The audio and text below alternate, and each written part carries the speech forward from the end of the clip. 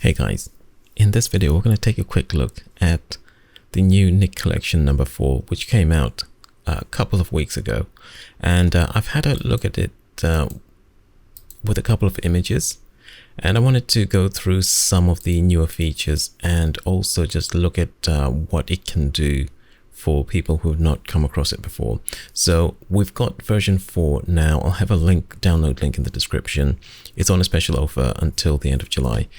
You can, with this new software, you've got this floating window which allows you to access the plugins. So there are 3, 6, 9 different plugins, and there's also meta presets, which allows you to get a sequence of different Nik presets. We've got the Define 2, which is the sharpening one, Viveza, which is for color, perspective effects, which produces a whole range of different perspective effects, including correction, and you've got the HDR Pro, and another one for single images if you want to do HDR with single images. Color Efex Pro allows you to get classical looking images with all kinds of filters for creating old time style images. Color Efex Pro, which we're going to look at. Silver Efex Pro, which is a good, very good black and white set of filters. Sharpener Pro, which is probably one of the best sharpening tools I've come across.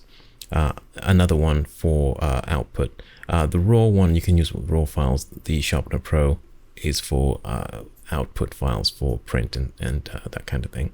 And they've got a bunch of new features which, if we look at the controls, we've got the ability to apply not exactly a single touch edit, but you can reapply the last filter. So they've got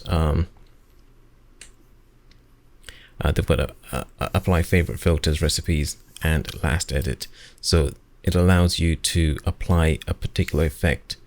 If you've applied it before, you can apply it very quickly using this feature. You can do it in Nik Collection or in Photoshop. Let's choose Photoshop and we'll see what that does a little bit later. And what I've done so far, well, I'll also show you, you can just move this little panel around like this and you can make it disappear down into the bottom there. So it doesn't dock with any of the other Photoshop panels. We also have the Nik software as a set of filters in the filter menu, so you can access them that way as well. Now I've done a couple of edits here. Let me just drag this out of the way. I've done a couple of edits with this image here, and this is using the Color Efex Pro, which we're going to look at in a little bit of detail. Now this one you probably can't see very much, so I'm just going to zoom in.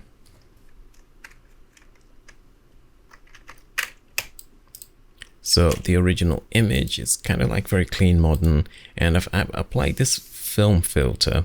There are a bunch of film filters in Color Efex Pro, and this one adds a really grainy effect to the image. Another one was a more kind of traditional looking filter, which produces this kind of effect where you've got sort of color distortions happening inside of the image.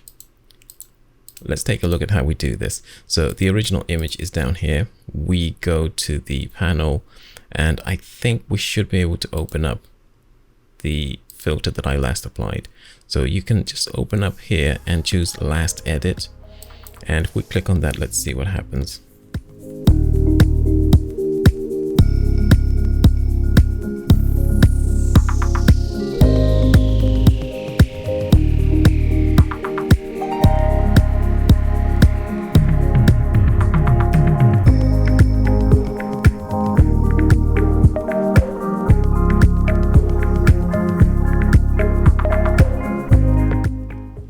So it applied the last edit that we did, this one here.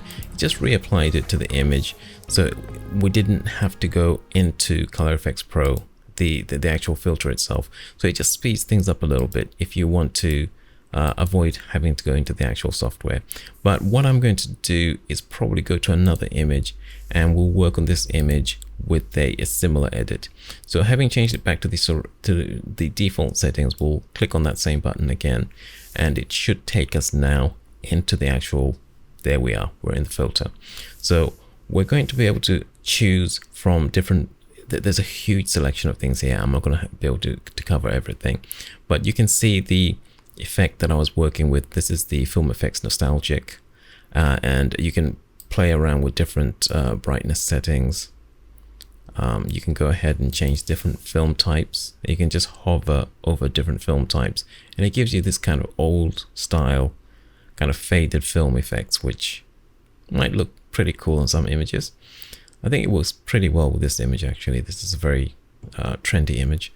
Let's go ahead and look at some of the newer ones. In the film section, in the Film Effects modern branded, they've got a bunch of filters that allow you to apply kind of effects based on Fuji Instax, Fuji Provia, Lomo RedScale, and these are all new ones that are available, and they're saying it's a very fast plugin now. They've improved the algorithms, and I can definitely say it's running a lot smoother than the previous version. And there are a ton more filters here. The one that I went for that created the really grainy effect was the Fujifilm Superior 1600. Let's click on that one, and you can see it's pretty fast in how it applies. Oops. We're zoomed into 100. So you can see it's pretty fast in how it applies, and you've got the control points and the other controls that you can apply. I think the other one that we looked at was in the nostalgic section. That was the one that gives us this range of very, very colorful effects inside of the software. What I'm going to do, I'm going to quit there. Let's hit OK, go back into Photoshop, and we'll leave it there for the time being, but there's a lot more inside of the software, as you can see. So if I get a chance to, I will do a couple more tutorials on this, but that's going to be it for this one, guys. I hope you found that some of that useful. I'll have the download links in the description, and I'll see you guys in the next video.